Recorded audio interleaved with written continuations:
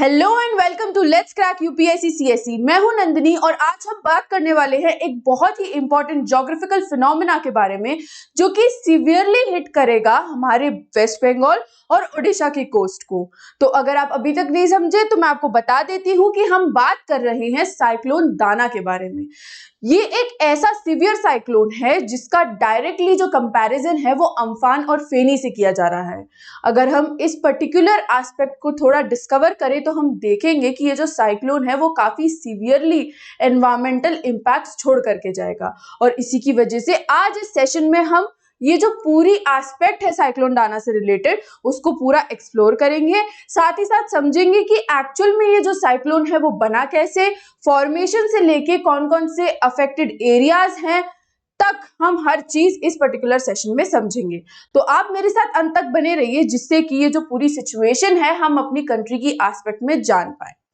उससे पहले मैं आपको बता देती हूँ कि एक बहुत ही इंपॉर्टेंट ऑफर चल रहा है दिवाली के चलते जिसमें आपको अश्योर्ड गिफ्ट्स हैं आईफोन और मैकबुक्स जैसे ऐसे ही एक्साइटिंग रिवॉर्ड्स को क्लेम करने के लिए आज ही आप प्लेटफॉर्म पर जाएं और पूरा ये जो हमारा ऑफर चल रहा है उसको थोड़ा अच्छे से पढ़ें जिससे कि स्पिन द व्हील से ही आप ये जो पर्टिकुलर ऑफर है उसको क्लेम कर सकते हैं और जीत सकते हैं हमारे प्लेटफॉर्म से कई सारे एक्साइटिंग प्राइजेस। तो देर मत लगाइए क्योंकि ये जो ऑफर है वो सिर्फ 31 अक्टूबर तक ही वैलिड है। अब इस पूरी सिचुएशन को समझते हैं। तो उससे पहले मैं आपको बताती हूं कि जो हमारा साइक्लोन है वो कैसे फॉर्म होता है। तो इन पर्टिकुलर जब हम दाना की बात कर रहे हैं तो ये जो साइक्लोनिक स्टॉर्म है वो ट्रॉपिकल इन नेचर है। हम कब किस साइक्लोन को ट्रॉपिकल कहते हैं? जब वो दो पार्ट्स में अकर होती है, या तो वो ट्रॉपिक ऑफ कैंसर के बीच में हो रही है, पास में हो रही है, या फिर कैप्रिकॉर्न के पास में। अगर इसके बियॉन्ड कुछ भी हो रहा है तो उस साइक्लोन को हम ट्रॉपिकल साइक्लोन नहीं कहेंगे। तो जो सबसे इंपॉर्टेंट एस्पेक्ट है समझने के लिए वो यही है। इसके साथ साथ ट्रॉपिकल साइक्लोन को बनने के लिए बहुत इंपॉर्टेंट जो एक चीज है वो ये है कि कांस्टेंट सप्लाई ऑफ विंड होनी चाहिए, एक सेंट्रल डिप्रेशन क्रिएट होना चाहिए जहां पे एक लो प्रेशर एरिया जो है वो एग्जिस्ट करता है, जिसकी वजह से जितने भी विंड मूवमेंट्स होंगे वो यहाँ पे सिक्लिकल स्ट्रक्चर में जो है वो फॉर्म हो जाएंगे। और इसी सिक्लिकल स्ट्रक्चर को हम कुछ और नहीं बल्कि एक साइक्लोन कहते हैं। जो ये वर्ड साइक्लोन है इसका ग्रीक ओरिजिन है जिसका मतलब होता है कॉइल ऑफ स्नेक। तो इन पर्टिकुलर जो ट्रॉपिकल साइक्लोन होते हैं अगर हम टिपिकली एड्रेस करें तो वो काफी ज्यादा हेजार्डस होते हैं, काफी ज्यादा खतरनाक होते हैं क्योंकि जो विंड स्पीड होती है ट्रॉपिकल साइक्लोन में वो काफी ज्यादा हाई होती है, जिसके चलते जो डिस्ट्रक्शन होता है वो काफी ज्यादा मैसिव एंटिसिपेट किया जा सकता है। यानी कि जहां पर भी ट्रॉपिकल साइक्लोन या इस प्रकार के चक्रवात देखने को मिलेंगे वहां पर ऐसा तय है कि वहां पे आपको काफी ज्यादा जो जान माल का नुकसान है वो देखने को मिल सकता है। अब अच्छी बात इस पर्टिकुलर केस में ये है कि जब भी साइक्लोन्स बनना चालू होते हैं तो एक तरीके से हमको जो फॉर्मेशन है वो ऑलरेडी मिल जाती है, जो ट्रैकिंग है वो हम कर सकते हैं। एंड इवन कई आर्टिकल्स में सॉफ्टवेयर के नाम भी बताए जिसमें से एक जो इन पर्टिकुलर सॉफ्टवेयर है उसका नाम है जूम अर्थ।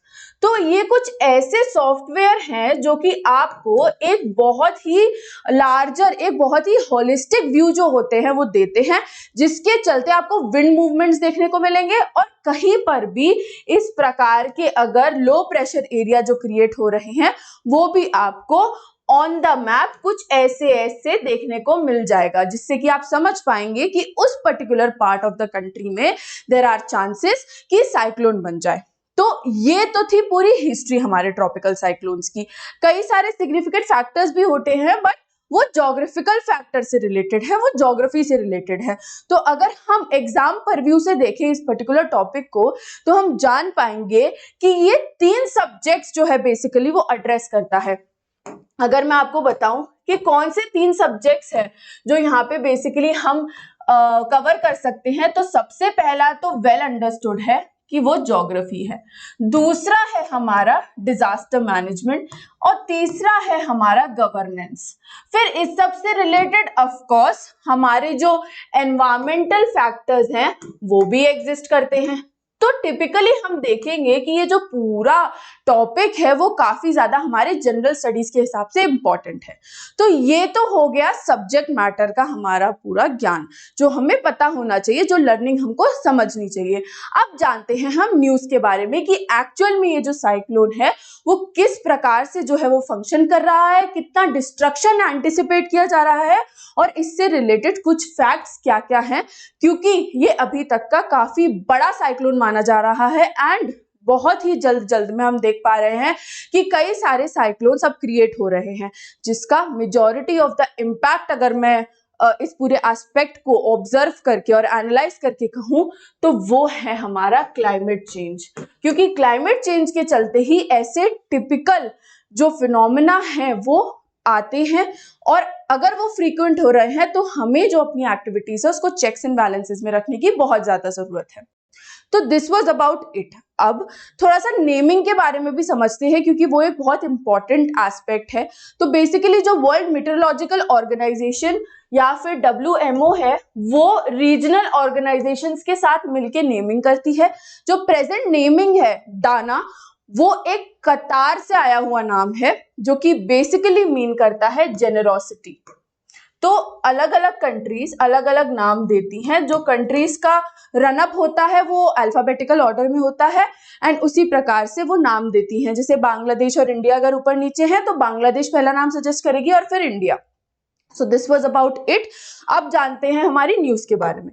तो बेसिकली अगर हम पूरा ओवरव्यू देखें इस साइक्लोन के चलते तो हम देख पाएंगे कि कुछ मेजर एस्पेक्ट्स जो हैं वो टच की जा रही हैं, जिसमें सबसे पहले आता है करंट स्टेटस। तो करंट स्टेटस ये है कि आज मैं ये जो जब वीडियो बना रही हूं तो आज की ही मिडनाइट को यानी कि 24 अक्टूबर की मिडनाइट को बेसिकली ये लैंडफॉल देखने को मिलेगा, जिसमें डायरेक्टली जो ओडिशा और वेस्ट बंगाल की कोस्ट है वहां पे एंटिसिपेट किया जा रहा है कि जो साइक्लोन है वो फुल फॉर्म में आ जाएगा, जिसके चलते जो जितने भी रिलीफ टास्क हैं वो वहां पे मैनेज भी कर दिए गए हैं एंड इवैक्यूएशन भी हो चुका है। तो ये तो हो गया आपका करंट स्टेटस। अब अगर हम देखें कि जो ये साइक्लोन की कैटेगरी है तो वो बेसिकली है हमारी सीवियर साइक्लोन की कैटेगरी, क्योंकि बहुत ही ज्यादा स्पीड में ये जो स्टॉर्म है वो आएगी और हिट करेगी हमारे कोस्ट को, जिसमें माना जा रहा है कि करीब 110 से लेके 112 किलोमीटर प्रति घंटा की स्पीड होगी, जिससे ये जो पर्टिकुलर स्टॉर्म है वो हिट करेगा हमारे कोस्ट को, स्पेसिफिकली ओडिशा और बे ऑफ बंगाल के। क्योंकि ये जो पर्टिकुलर स्टॉर्म है, साइक्लोनिक स्टॉर्म है, वो बन रही है बे ऑफ बंगाल के सेंट्रल और नॉर्थ वेस्टर्न पार्ट में, जिससे कि डायरेक्टली जो कोस्ट है ओडिशा और वेस्ट बंगाल की वो हिट की जाएंगी। अब अगर हम बात करें अफेक्टेड एरियाज की तो पार्ट्स ऑफ ओडिशा और पार्ट्स ऑफ वेस्ट बंगाल दोनों ही अफेक्टेड है। जिसमें मेजर एरियाज की बात करूं तो हमारा जो हुगली है वो काफी ज्यादा इस पर्टिकुलर स्टॉर्म से इंपैक्टेड रहेगा। इस पर्टिकुलर चीज को हम थोड़ा मैप के परव्यू से भी समझते हैं तो हम देख पाएंगे कि यहाँ पे बेसिकली जो ये है ट्रॉपिकल साइक्लोन बन रहा है। सेंट्रल पार्ट है ये बे ऑफ बंगाल का, थोड़ा सा नॉर्थ वेस्ट की साइड है एंड जैसा कि आप देख पाएंगे कि यहाँ पे जो है कोलकाता हिट हो रहा है एंड यहाँ पे ओडिशा हिट हो रहा है। तो जितनी भी लो लाइंग एरियाज हैं, जितनी भी जगह यहाँ पे बिल्कुल कोस्ट पे आप देख पा रहे हैं, बालासोर हुआ, दीघा हुआ, खड़गपुर हुआ, भद्रक हुआ, कटक, भुवनेश्वर, पुरी, ब्रह्मपुर, ये सारी जो जगह हैं वो काफी ज्यादा सीवियरली इंपैक्टेड रहेंगी and even over the time, क्योंकि ये जो चक्रवात है वो यहाँ बना जा रहा है, इसीलिए ओवर द टाइम और हमें यहाँ पे देखने को मिलता है बहुत ज्यादा रेनफॉल, जो कि काफी दिनों से हो रहा है, जिसके चलते इवैक्यूएशंस जो है वो काफी तेजी से बढ़ा दिए गए हैं।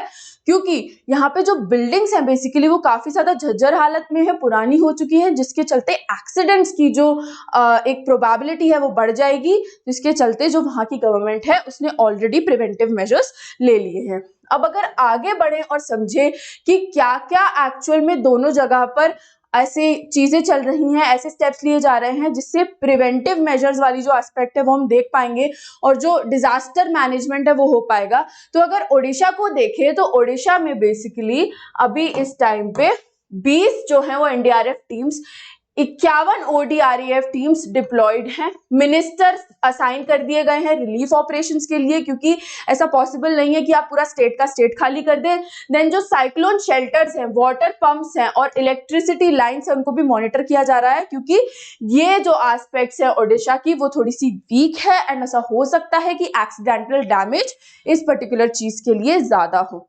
अब अगर वेस्ट बंगाल को कंसिडर करें तो जो कोलकाता की प्रिपेयर्डनेस है इन पर्टिकुलर, तो वो क्या है कि क्यूआरटी काफी ज्यादा तैनात कर दी गई है, which is quick response team. Tree cutting machinery और पंप स्टेशन और ड्रेनेज है उनको भी काफी ज्यादा मॉनिटर किया जा रहा है। Then coordination with Kolkata police और स्पेशल टीम्स जो है वो बार बार की जा रही है। इनफैक्ट जो सारी टीम्स है वो हाई अलर्ट पे है, जिससे कोई भी अगर एक्सीडेंट होता है तो उस पर्टिकुलर डैमेज को मिनिमाइज किया जा सके। तो ये जो है वो बेसिकली हमारा रिलीफ मैकेनिज्म चल रहा है, रिस्पॉन्स मैकेनिज्म चल रहा है दोनों जगह। वहीं पर जैसा मैंने आपको कहा कि क्योंकि जो वेस्ट बंगाल और उड़ीसा है वहां पे काफी ज्यादा बायोडाइवर्सिटी भी देखी जाती है, उसके चलते ये जो पूरा केस है वो एनवायरमेंट हेवी भी हो जाता है, जो कि हमें पता होना चाहिए कि क्या चीजें जो है वो एड्रेस हो सकती है इस पर्टिकुलर एस्पेक्ट में।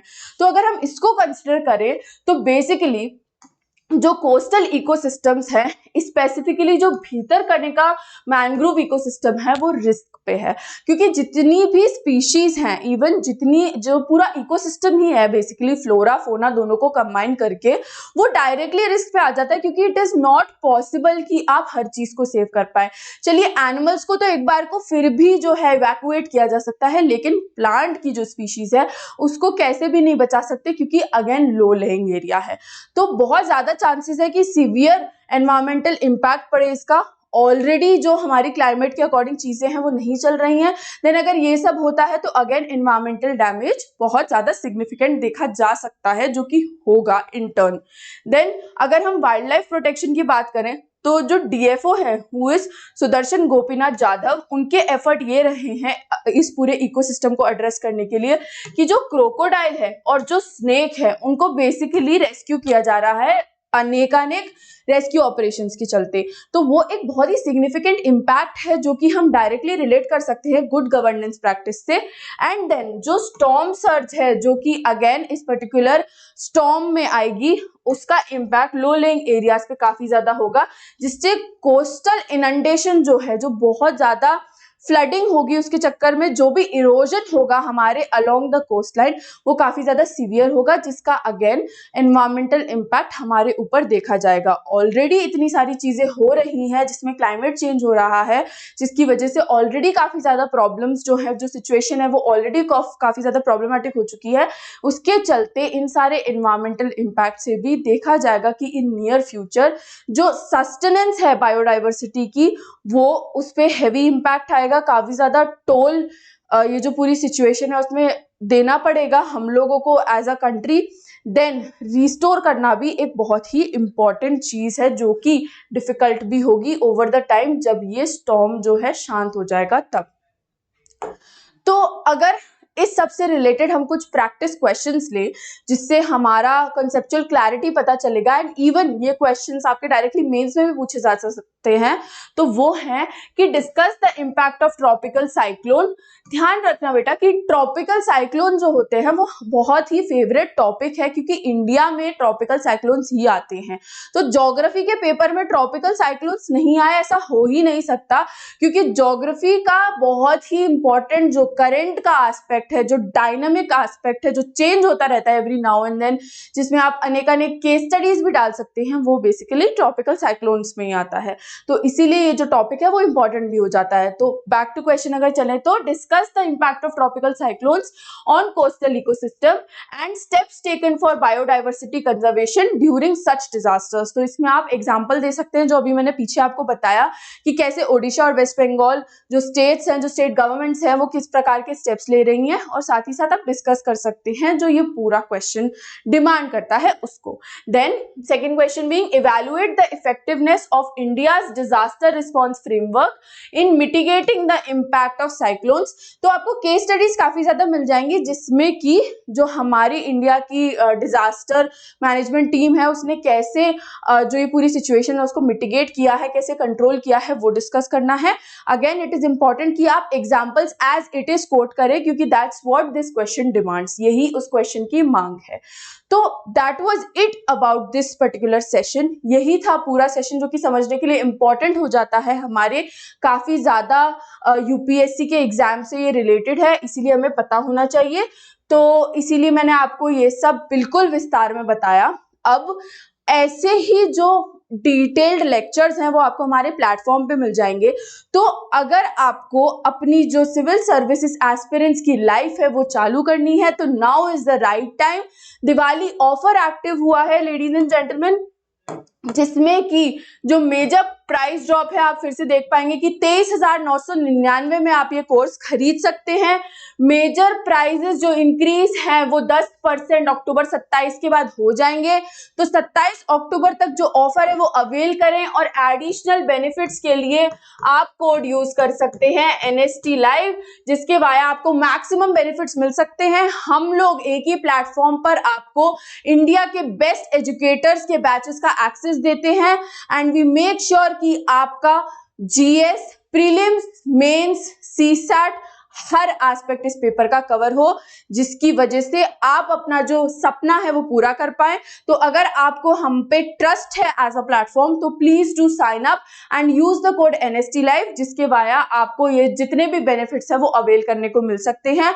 एंड भूलिएगा नहीं, जो मैंने आपको स्टार्टिंग में भी ऑफर के बारे में बताया था, जो दिवाली ऑफर चल रहा है जिसके वाया आप बहुत सारे रिवॉर्ड्स जो है वो जीत सकते हैं, क्योंकि वो भी 31 अक्टूबर तक ही लाइव है। तो बिल्कुल देरी मत कीजिए, आज ही प्लेटफॉर्म विजिट कीजिए and make your choice, make the correct and most informed choice as I से।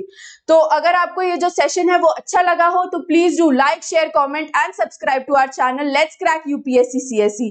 With this is Nandini, your educator for the day, signing off. Thank you so very much for watching.